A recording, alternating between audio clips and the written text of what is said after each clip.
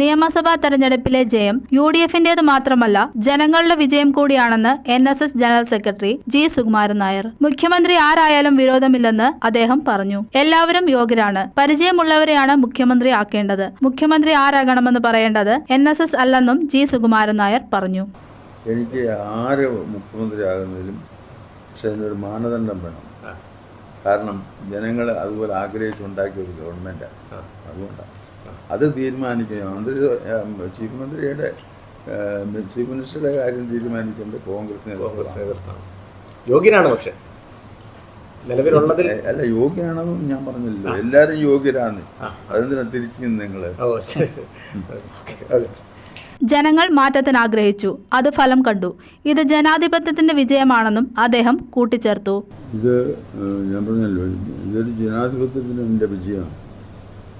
ജനങ്ങൾ രാഷ്ട്രീയം മറന്നു.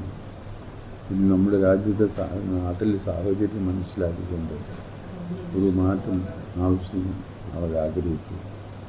അങ്ങനെ അവർ ജനങ്ങൾ സഹകരിച്ച് ഉണ്ടാക്കിയ ഒരു തെരഞ്ഞെടുപ്പാണ് ഇവിടെ നടന്നത്.